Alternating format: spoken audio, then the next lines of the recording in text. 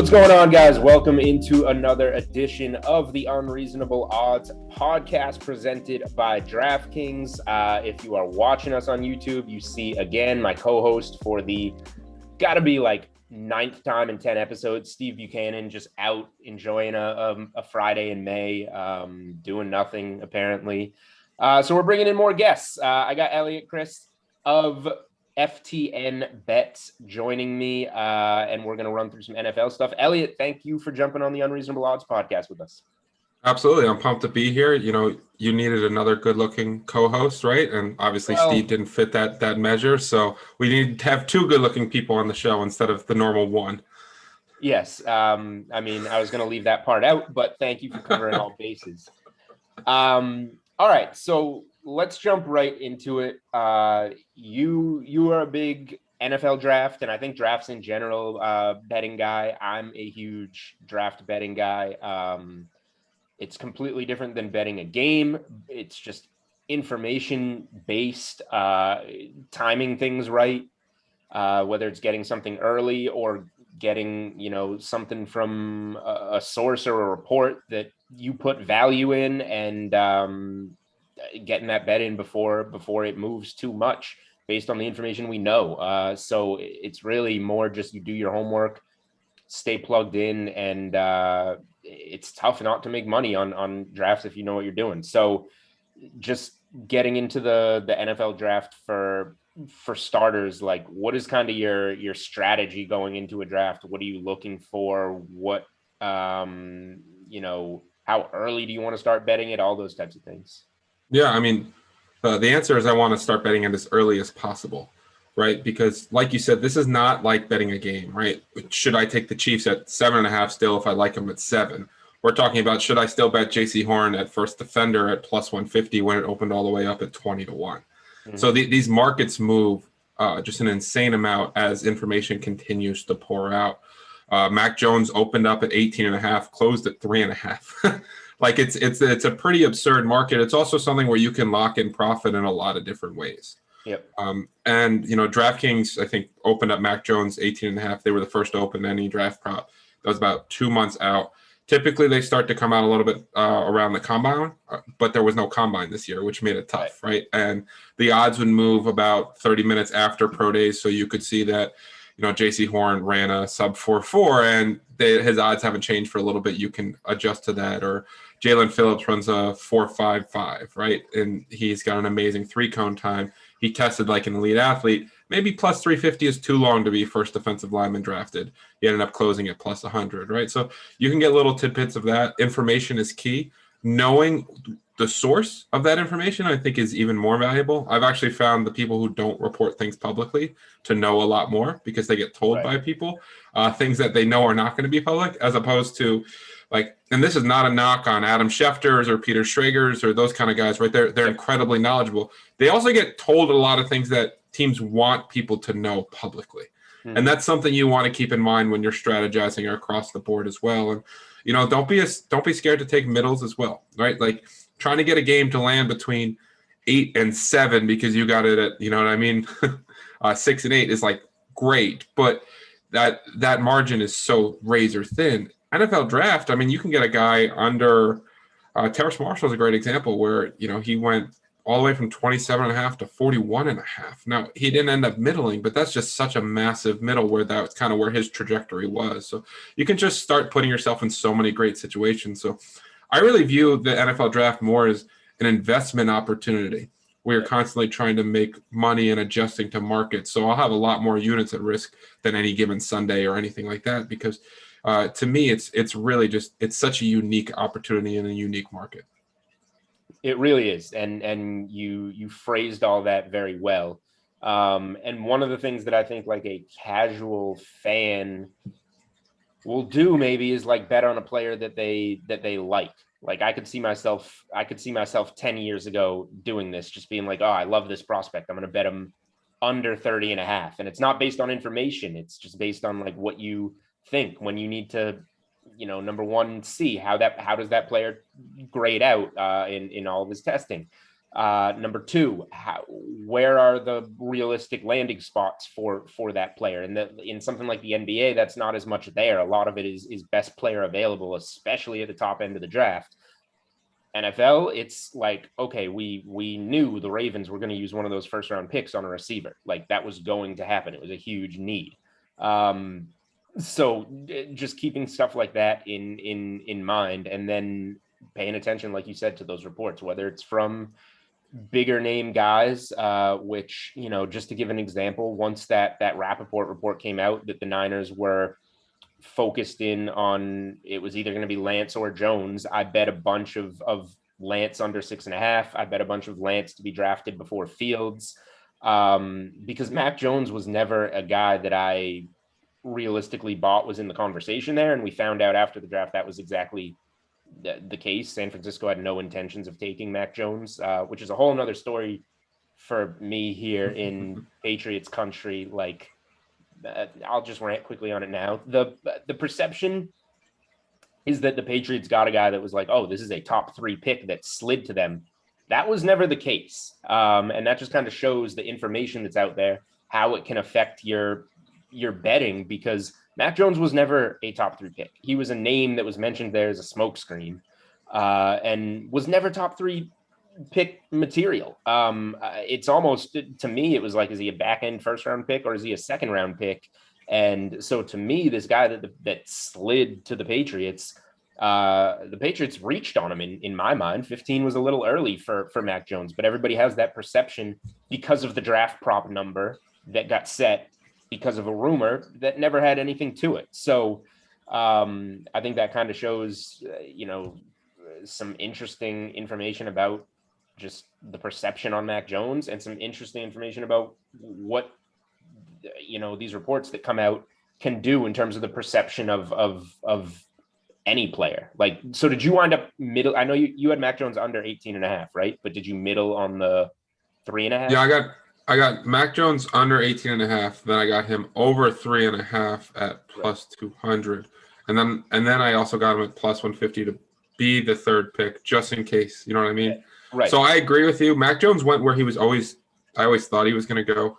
19 and 20 were the Bears and Washington, 2 very quarterback needy teams. One of those could kind of go up. And while I agree that Mac Jones is probably like a late first round prospect, ultimately quarterbacks tend to kind of, they don't last that long, which moves them up the board. And your one point, I think, is probably the best of all of them. What you think of a prospect literally does not matter. Like, unless Kyle Shanahan's calling you and saying, like, do you like Trey Lance or Mac Jones? Like, then, sure, yes, your opinion legitimately matters. But, you saying, like, oh, man, Kadarius Toney's not a first-round pick. Like, that's great, but clearly a lot of teams had that grade on him, and whether or not you agree with him, if he's got a total of 33.5, there's probably value on his under. Exactly. So taking your people like to place bets, especially on games, based on their opinion, based on how they feel, something is going to go. So yeah, completely removing that when betting drafts is extremely important. It's probably also important when you're betting games, just so that you're not being too biased, but even more so in drafts. Okay, so let's go a little bit of like NFL draft kind of fallout here. Taking out any winnings or anything. I guess, like, in the draft, what were your biggest takeaways, your biggest winners, your biggest losers? From an NFL team standpoint, I thought the Chargers did a phenomenal job. Just not only this draft, but the entire offseason. Justin Herbert was under pressure so much last year, and then they get a potential all-pro center. They get Rashawn Slater at 13, and then Asante Samuel, who was a fringe first-rounder, falls to them and replaces Casey Hayward. I think that team's ready to make a run. We've seen Justin Herbert's odds drop from MVP from 25-1 to 20-1. I still think there's some value there. I thought they did a great job. I thought Cleveland is, like, everyone has said Cleveland, right? Because they're just such a loaded roster right now. And we can question whether or not Baker can get them there, though he performed so much better as the season went on last year. And obviously was great his rookie year, terrible his sophomore year.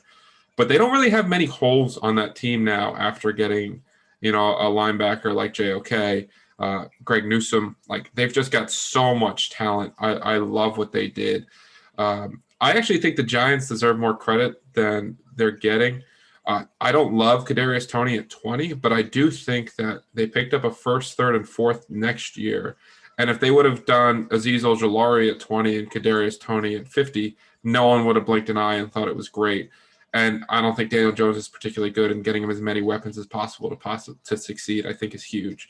So I like what they did. I thought the Jets had an amazing process. And yes, I'm biased as a Jets fan, but also as a Jets fan, I've never seen them realize that you should build around your quarterback, right? Their first 4 picks are offense. They get the best guard in the draft. They get a great slot receiver in Elijah Moore, and they get a pass-catching guy in Michael Carter. So I really like that process. There were a lot of teams that had good drafts as well.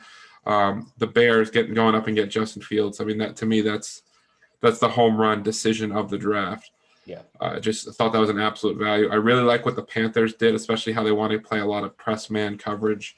And I think the Broncos had a sneaky good draft too. Like, you're not going to be able to outscore the Chiefs and Chargers right now with that roster unless they get Aaron Rodgers, right? But if you have Surtain and Roby and Fuller and Callahan, you got 4 guys who can legit cover now, and you need at least that many against teams like the Chiefs and Chargers. So I thought that was a really good counterpunch to what some of their divisional rivals do well.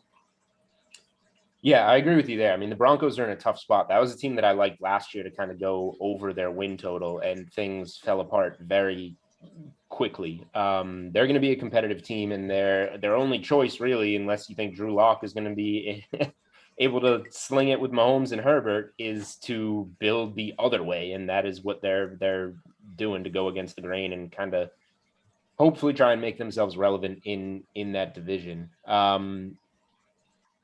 So that's is there any other? I open the floor to you. Steve's a very strict host. I'm a loose host. Is there anything else NFL draft wise before we move kind of towards next season that you want to just share with people that jumps out to you, whether it's in your process of betting or anything specific that happened this year? Tracking the market and understanding where it's going, I think is incredibly helpful in my process year over year to get better and understanding what certain line moves. And you mentioned sources, right? Certain sources move lines when they say things, certain sources don't. Yep. Understanding how the market's reacting to different reports, I think, is very good to understand the validity of different accounts in terms of, are they market movers or not, and not try to, race to react to do that kind of stuff. So, it's legit. It's a grind for 6 weeks, right? 8 weeks. That's literally what it is. But you want to pay attention on what's working for you and what's not, and reviewing your different processes. And maybe you crushed a bunch of different kinds of bets, but there's one thing that really you chase too many long shots on, a team drafting offensive line or whatever it is, right? Like, I think paying attention to your process, what's worked, what moved markets, I think is very good for looking forward.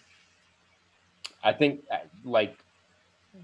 so the NFL draft has been good to me the last few years. Last year, I had a million more bets on it because we all had more time. There were no live sports going on. And I think one thing that, an example that stands out to me is I doubled down on Jerry Jeudy to be the first wide receiver off the board. And that number one was probably, given the information we were getting, and CeeDee Lamb easily could have been the guy. He wound up being the guy that slipped. Ruggs was kind of slowly growing on people because of the speed and the Tyreek Hill comps. That was one I think that maybe I put a little bit of my personal judgment in and said, come on, Jeudy is so much more polished. Nobody's going to bite on the speed of Ruggs there. And of course, you leave it to the Raiders, who do a first round shocker every year. They use a first round pick on a guy that people have in the third round of mock drafts, seemingly every year. And look what it did to me. So I think that's an example of probably my biggest mistake over the last couple of years that I regret in this draft process. I mentioned how scatterbrained I am as a host. We play a game with our guests, and I forgot to do it off the top. So we just talked NFL draft. We're going to talk NFL futures. In between it, we're going to play Know You Better because I forgot to play it off the top of the show, and I'm hosting today, and I can do whatever I want. So, Eliot, you don't need to say your amount or anything, as Our producer Samir slacks me and calls me an absolute clown. Doesn't matter. We're playing the game. This doesn't need to be by saying an amount, but just in your mind, your biggest win. It can be your biggest win in terms of a dollar amount. It can be your most memorable win, whatever you want to throw here. I think the one I'm going to go with was the year the Seahawks beat the Broncos in the Super Bowl. I had that as my Super Bowl pick. I think it was like 66-1, and then I had the Seahawks winning the Super Bowl at 20-1. So that was and then what did they win, 43-8 or something? Like that was just a very fun day. That one stands out a ton. Yes, no, there was no sweat. You're just like, oh boy, here we go. This is everything. Yep. All right, your worst bad beat or your most aggravating bad beat. Most aggravating bad beat is I had a round robin, and it was the fifth one, and I had I had Cardinals plus 10, and they were up 3 with 45 seconds to go, and then the 49ers scored a touchdown. The Cardinals got the ball back with like 15 seconds to go. They did the lateral play, and Larry threw it backwards to nobody, and then the 49ers recovered it. Actually, I believe they recovered it on the ground, and the guy actually then had time to get up because the Cardinals just kind of gave up and ran it back for a touchdown. So that one was painful. That would be an 11-point loss right there, I believe. Yep. Math serves me correct.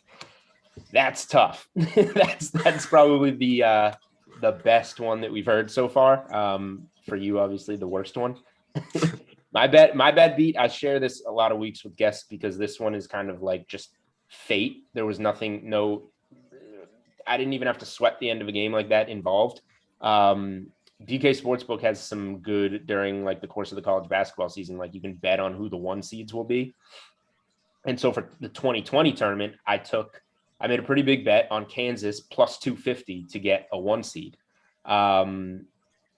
A week out from Selection Sunday, Kansas was minus, I want to say 20,000 to get a 1 seed. They were going to be the top overall seed in the entire tournament. And then of course we didn't get a bracket because of COVID. So those bets just all voided. There's bad beats in games. Like you just said, this is the one that is always going to stick in my mind because I won the bet and it just didn't count. Yeah, that's brutal. It was pretty bad. I was not happy. COVID should have just come a week later. This one is great to ask all these analysts that we have on here. The worst advice you've ever given. Ooh, the worst advice I've ever given. Oh man. The thing I've ever been most wrong about in sports, I think, is that Josh Allen wasn't going to be good, and you should avoid him in all dynasty drafts. That's not a betting thing, right? Yeah, no, it can be anything. Yeah, it probably is. My Josh Allen take is not pretty. Bills fans enjoy searching the old ones and saying wild things to me. All right, there you go. The teams that you have won and lost the most on. The team that I lost the biggest opportunity on was Gonzaga this year, where I was going to finish 4th in the DK bracket contest. I think that's what, 75 grand. If they won, and there was 0 chance of them winning that game from start to that's your reverse sweat of the Seahawks Super Bowl. Yes, exactly. Where you're like, oh man, you get all excited. You're like, we're gonna have fun with this one, and then, oh boy, it's 13-0. The team I probably won the most on. So honestly, this is really random, but Houston football. When why am I blanking? The guy that just got fired from Texas when he was the head coach there. I had them money line against Oklahoma when they beat Baker. I had them huge when they beat Louisville. I think they were like 10-point underdogs in that game, and they ended up crushing them. I won a lot of money on Houston when they were underdogs with Greg Ward. There you go. I also had Gonzaga plus 1,000 from preseason. I did do some hedging with Baylor with the points, but not money line. I was a little bit regretful of how I handled that. A team or a player or a coach that you will never back, if that exists. There's a number for everything. There's a number that can get you to bet on anything. But is there a team, a player, a coach that you see and you're just like, I'm not even going to get into this one? I mean, Anthony Lynn as a coach, I want no parts of. But I do believe that there's a number for everybody, right? So there's like no one that I won't bet at all. But like live wagering in a close game with Anthony Lynn as the head coach is like a huge. I want no parts of that. All right, so we'll transition into that in a second, because isn't Anthony Lynn a member of the Lions, coach? Correct. He's the offensive coordinator there. Okay, he's the offensive coordinator, and the head coach is talking about how they're going to bite people's kneecaps to win games this season. That's a team that we're going to talk about when we transition into NFL in a second. But last one here, any trends or specific numbers that like you put more stock in or are more valuable to you when you're betting games, or that you, before you bet a game, you're like, I want to check on this before I get in?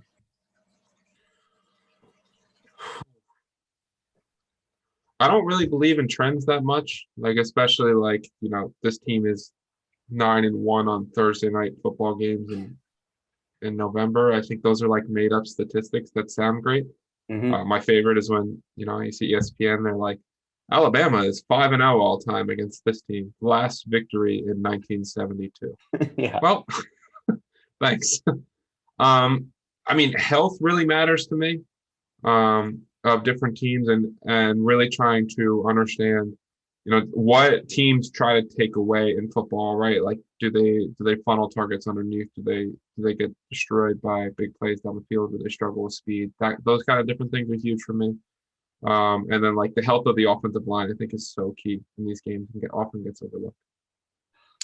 I 100% agree with you with the offensive line. You can have a receiver ruled out that will move a number more than whoever is protecting your quarterback's blind side, and one is much more valuable than the other, and it's not the guy that's in your fantasy lineup. Right. And people will not realize that. Okay, so we just mentioned the Lions, and I'll let that kind of start to transition us into the 2021 NFL season, because I've placed 2 bets so far, and one of those bets is the Lions. We're going up to 17 games this year. I don't care. I'm going under the 5 wins on the Lions at plus money, because like you just said, Anthony Lynn is as close as it gets to somebody that you don't want to have your money riding on. He's the offensive coordinator of a team that just got Jared Goff, who was nothing special with the Rams. He just had a lot of talent around him, I would say. Stafford, an upgrade there, in my opinion. And you have the head coach, Dan Campbell. That's his name, right? I think his name is Dan Campbell. Yep. His press conference was something else. Just somebody that doesn't get it. The Lions are going to be god awful. So I think I got plus 110 on those under 5 wins. That is something that I've bet so far. That is something that, that division, they'll be lucky to win a game. We'll talk about Aaron Rodgers in a little bit. Obviously, that's, assuming the Packers are good this year, but I guess give me your reaction to my Lions bet. And is there anything in the win total market that's kind of jumped out to you so far? Yeah, the only concern about the Lions bet is it's such a low number, right? That it doesn't take much to get there. 6-11 and you lose. Right. And that's the tough thing too, is like the extra game, you have to account for that in all these different things when you're looking at historical trends of different players and teams, right? And you don't really have data of what a 17-game season impacts on players' health and all that kind of stuff. So it is all a little tricky. That being said, the Lions have done a great job with their offensive line. And they really shored up their defensive front with the 2 guys, their 2 second-round picks. Or McNeil might have been at the top of the 3rd. I think he was the top of the 3rd. But regardless, they were a historically bad run defense last year. They're not a particularly good pass defense either. I know they drafted Okudah last year. I was going to say Okudah was supposed to help that, and it didn't really.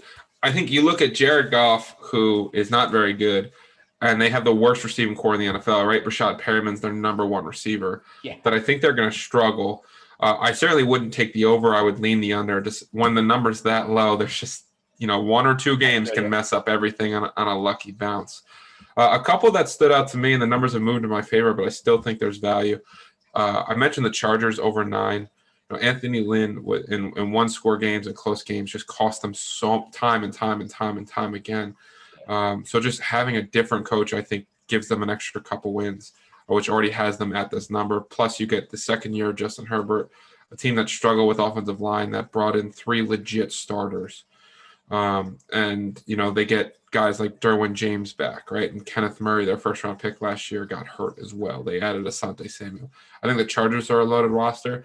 And I think Washington is getting slept on in the NFC East. Right now, it's kind of the odds are kind of the Cowboys to lose, but I think there's still value in them to win the division, and I think there's value at their over 8.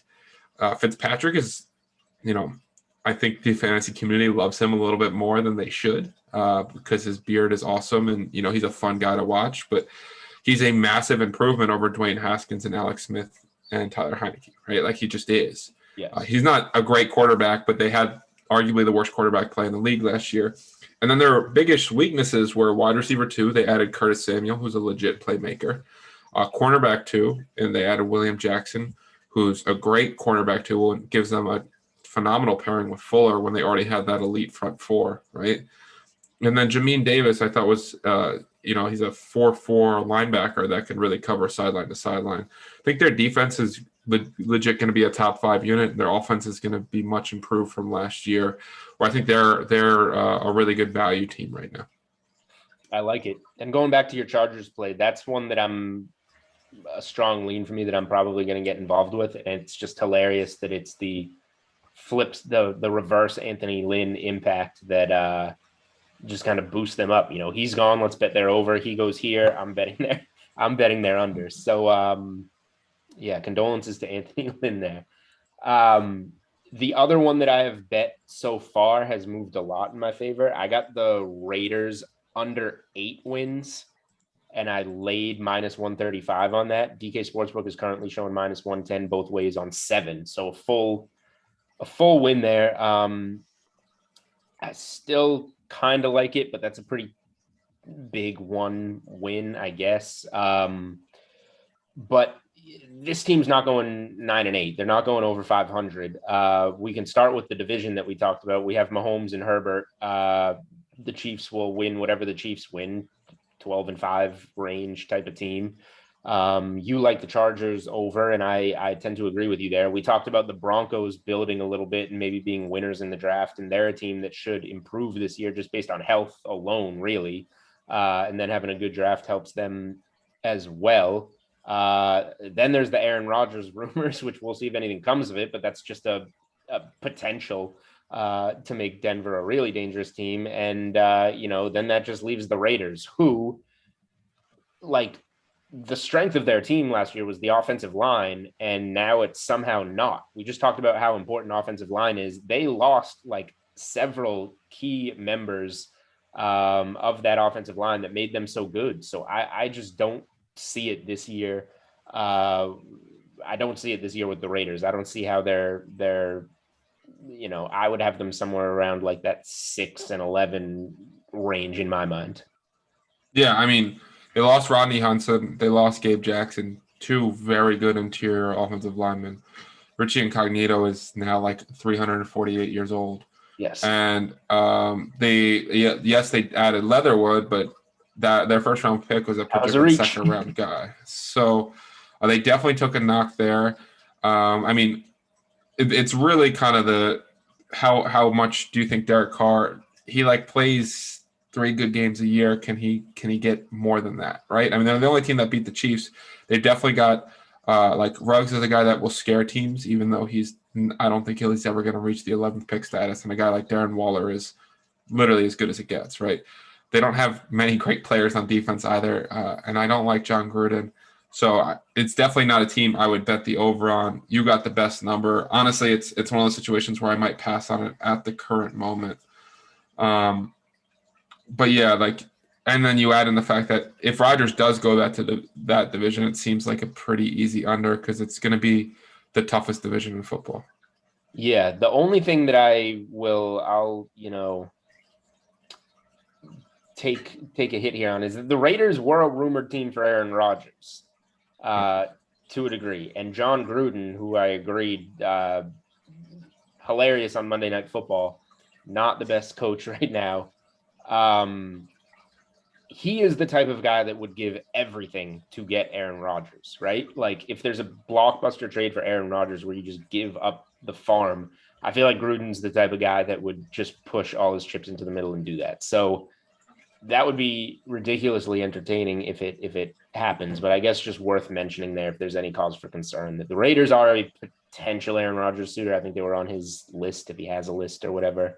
But yeah, I'm not factoring that in. I'll still bet the Raiders on there. Yeah, I mean, it could happen. John Gruden got a 10-year contract for $100 million. That's basically I do what I want, right? Like that's so absolutely he could try to go for it.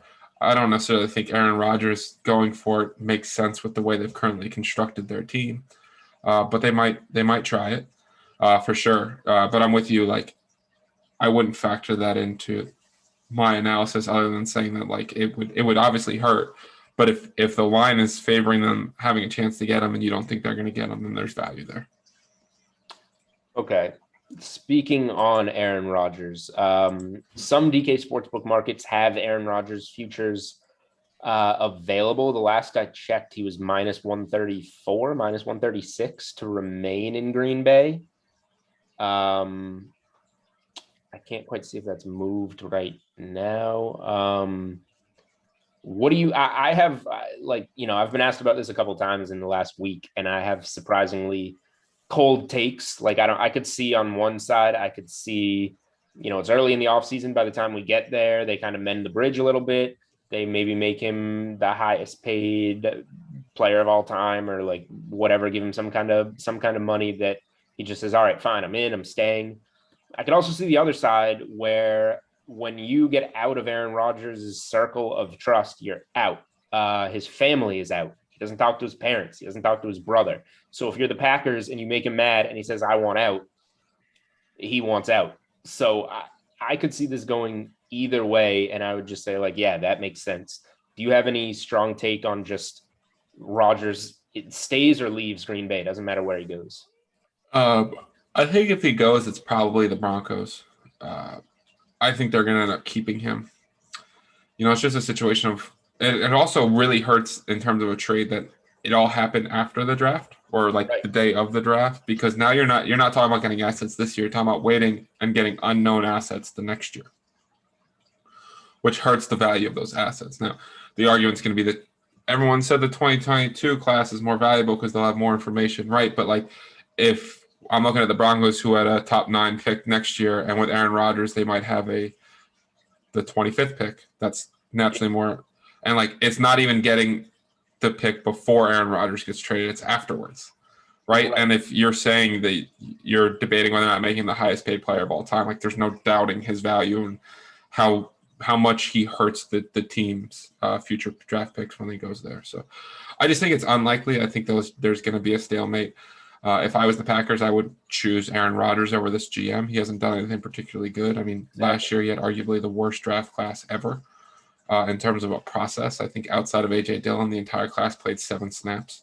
I did not know that. That is wow. So like, you're drafting backup tight ends and backup quarterbacks and third string running backs with your first 3 picks. It's like, what are we doing here? I also think that there's a lot of stuff leaking, and people are like, why would Rodgers say that? Like, is Jake Kumerow going to be the breaking point? My 2 points on that would be, one, if we think it's absurd that this is breaking publicly, it means it's probably getting leaked from the Packers side, or things are getting said from the Packers side, not Rodgers. And 2, the Jake Kumerow thing, I think people are missing the point on. Like, if I go out publicly and say, man, I love this employee, like this guy is the man, and the next day the company fires him, there's a 0% chance it's not correlated as like a shot at you that we're still like in charge, right? And Rodgers is very good at petty wars, and I it's going to be an interesting situation. I think it's going to get a lot uglier before it gets better. But I don't think the Packers are in any hurry to try to trade him. I agree with that. They shouldn't be in a hurry to try and trade him. But that point that you just said about, letting somebody go the day after your star quarterback publicly endorses them, like that's the type of thing that I can say I can see make Rodgers like leave at all costs or force his way out at all costs if he does wind up leaving. But yeah, I'm with you. I don't know why this isn't an easy decision to just can the GM and move on, find somebody that Rodgers wants and move on. It's easy. The guy literally just tanked an entire draft going trade up, backup quarterback, backup running back, and then whatever, like tight end, fullback, gadget weapon as your first 3 picks. Just get rid of that guy and find somebody Rodgers wants and move on. It seems too easy. Speaking on the quarterback position, one more kind of futures tab, the offseason specials tab on DK Sportsbook. The week 1 starting quarterback futures that are starting to come out. These really intrigue me to get to them early sometimes to get a good number, because some of these are going to really go up and then just go off the board. Here's the one that I think is the best debate, and we'll start with that. We'll start with the Chicago Bears. Right now we have Andy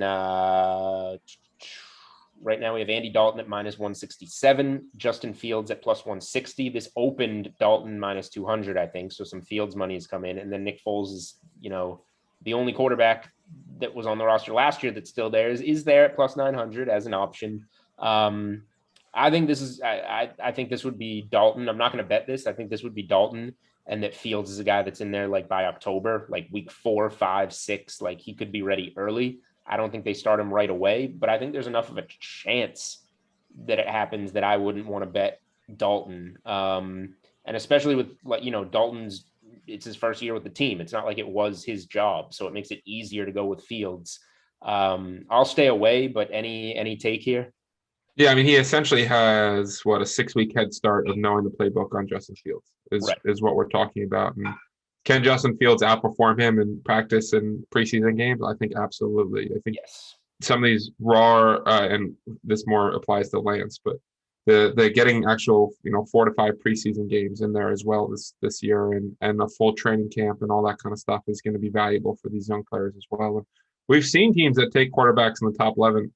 They rarely sit them. I understand that Mahomes situation, right? And people love to point to Rodgers, but those are more outliers. These guys get on the field pretty quickly. So I would actually feel pretty good taking Fields at +160. I do think it's more likely that, or I think it's about 50-50 that Dalton starts, but at +160 at that point, it's just a good value bet. That makes sense. So you mentioned Trey Lance, and the San Francisco 49ers are on the board here. I think this one is very interesting. You also have, a Josh Rosen +3,300, and Nate Sudfeld +4,000 in the mix there. Trey Lance at +220 is out for me. There's no way Trey Lance starts week 1. If he could have a magical preseason, he's a young, raw prospect that made 17 FCS starts, and they took him because he seems like a very bright kid, bright future, all the talent in the world. They're not going to blow this by starting him week 1. I just don't. They've said that's not why. One of the reasons that I felt confident that Lance was the pick and not Mac Jones is because one of the things the 49ers did kind of let slip initially when they traded up was that the idea is to have Jimmy Garoppolo as the quarterback and draft his long-term replacement. And that felt more like a Lance than a Mac Jones. The one thing that scares me is Jimmy Garoppolo could get hurt in preseason. He has an injury history, but I will lay the -278 here on Jimmy Garoppolo because the 49ers have said that is the plan. If the 49ers had their way this season, I think they probably try to make the playoffs with Jimmy Garoppolo, and this could be they would be happy going to Trey Lance in 2022 with a whole redshirt year under his belt and just giving him a clean slate. Am I overly confident here? I think the fact that they traded up to the 3rd overall pick means that Trey Lance is going to see the field this year for sure at some point. I Okay. also just think Jimmy Garoppolo is one of these guys that's so limited, and Kyle Shanahan has tried to protect him so much. I mean, remember that when they went on that run to go to the Super Bowl, it was like Jimmy G was throwing like 9 passes a game. Yeah. Like, I think he threw 8 passes in that Green Bay win by whatever that was, like 20, 30 point win against Green right, Bay. right. Like, I think that they understand that he's going to limit them, and it depends obviously on how quickly Lance develops, and Kyle feels like, that added dimension of the run game with his legs and everything. They feel like he can kind of come in. I think it's more likely he ends up starting week 3 or 4. It was interesting though. Both McShay and Daniel Jeremiah said that after Wilson and Lawrence, that they thought Lance was the guy most likely to start week 1. Interesting. I don't see him starting week 1, but maybe I'll be wrong here. This brings us to another heavily juiced one, another team that took the rookie quarterback high, the New England Patriots. Cam Newton minus 286, Mac Jones plus 300, Jarrett Stidham plus 800. If Bill Belichick didn't play Jarrett Stidham down the stretch last season, he's not going to play him ever. So you can just, I know it's plus 800 and you probably look past it anyway, but you can throw that one right in the trash. Everything, this is the most confident one for me. Give me the 280 minus 286 with Cam. I will lay it. It's juiced up, but if you're afraid of the juice, like in draft props, if you're afraid of the juice on something that we know is going to be a winner, then you're just not going to win an easy bet. I think this is an easy bet. Bill Belichick says the job is Cam Newton's. They re-signed him after, I don't care what he looked like last year, but they re-signed him after that and brought plenty more weapons in.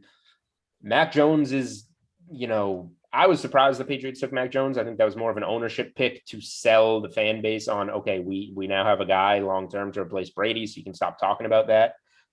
More than a Belichick pick. I think Belichick would have preferred to trade back, as he usually does, use it on some other positional players he likes, and get a Kellen Mond or a Mills or whoever in the 3rd round. So this team's going to be much improved. The Patriots could easily be a playoff team. I could see Cam Newton playing the whole season, to be honest. Yeah, I agree with you. Cam Newton minus. No one likes laying 286, especially on a future bet where that's going to tie up it's a lot of money. It's May 7th. Do you want to lay the minus 286? It's going to pay out in 4 months. Like it just doesn't feel good, but this is going to win.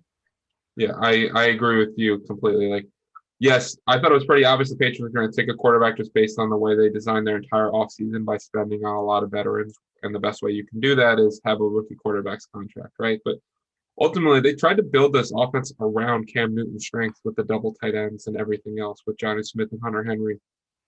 And I think, there's a lot of talk about building like Cam because Cam has, he's flashy, right? But Bill came out afterwards, said how much he liked him and re-signed him. And then the offensive moves in the offseason, right, whether it's Nelson Aguilar, Hunter Henry, or Johnny Smith, all pointed to Cam Newton as the starter. Yeah. Mac, you mentioned Trey Lance doesn't have a lot of starts. Mac Jones doesn't have a lot of college starts either. I know they won the national title, but that's kind of it for him, right? So I think Cam is. I would have set this closer like minus 500 than minus 286. So I think there's absolute value. The biggest question is, are you willing to kind of hold that 2.86 units to win 1 unit bet up for 4 months? Exactly. That is the dilemma there.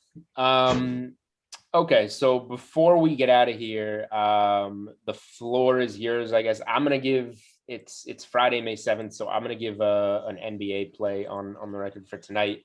But is there any official? The floor is yours to give a play to the people. And I think you're looking at NFL futures still, which is fine. Yeah, player totals. DraftKings has Zach Wilson up at 3,800 yards. Mm-hmm. Only 2 quarterbacks who played 16 games last year went under this number, and he's projected to play. He's gonna start week 1. Yeah. James Morgan is not beating him out, and now they play 17 games. They addressed their offense. They've got PFF just graded them the most improved wide receiver core in the NFL. Now, that's not really a huge accomplishment from what they had, but adding Corey Davis and Elijah Moore and Keelan Cole to Denzel Mims and and Jamison Crowder. There's now some guys that can make some plays on that team, and they still don't have any corners at all, right? They've got a much better coaching staff than Adam Gase as well, right, with Robert Saleh. I think this is a team that right now they're plus 133 to go over 6.5, so the game script should be there a lot. He basically just needs to not get hurt and not be the absolute worst, because they're not going to just have him sit out there and throw like 14 times a game and pound Michael Carter and the Michael Pirine, right, and Tevin Coleman. So I just think this number is too low for a 17-game season where you're talking about a quarterback that needs to average in today's NFL 220 yards a game. Easy. I'm with you. As much as I would love to watch you and your Jets fans just sob because Wilson gets benched because he's that bad, I don't even think he can play bad enough to get benched. Like, I think you're only out here as an injury. So I don't even think poor play comes into factor here. And if the Jets are that bad where, you know, he's that bad, then you're going to be slinging from behind in games, and you're going to have those 150-yard fourth quarters where you lose by 17, and it's going to get you to the number. So there's so many ways to get there, and the only way not to is really an injury, I think. Yeah, 100%. Couldn't agree more. So I do like that one. I'm not a huge Zach Wilson guy, but I like that prop a lot. Getting out of here with some Friday NBA. Betting these games is ridiculous, especially trying to do it early in the day. Like, the NBA is going to be a mess until we get to the postseason. I'm going back to a couple of props that we've been on in the NBA Best Bets article on DK Playbook this week. Celtics, Jason Tatum, over 28.5 points. We did this on Wednesday. The Celtics beat the Magic by like 40, and he had 27 points and sat the last 9 or 10 minutes of the game. Those are the worst. Those stink. But it's a close 4-point spread on the road against the Bulls here. He averages over 30 a game with Jaylen Brown out of the lineup. And just personally, the dude's been on a tear over the last month or so. 53 on the Timberwolves, 60 on the Spurs, 44 on the Warriors. So I'm going to keep riding the Jason Tatum train after the rough loss the other night and bet the over 28.5 points on Jason Tatum. And we'll have a couple more NBA plays in the NBA Best Bets article on the DK Playbook today on Friday, May 7th. That pretty much does it. Maybe Steve Buchanan will be back in the future at some point in time. But in the meantime, thank you to Eliot, Crist of FTN Bets for joining us here on the Unreasonable Odds podcast. That was great, man. Appreciate the insight. Love to get some NFL in there in May. Yeah, absolutely, man. NFL is a 365-day sport, right? Even if they're not playing it for a while. I appreciate the opportunity, man. Correct. All right, we will be back. I think Steve actually even is going to be back next week. We're going to do a bunch of MLB, and then the following week we will be getting to some NBA playoffs. So thank you guys for tuning in, and more good stuff to come on Unreasonable Odds.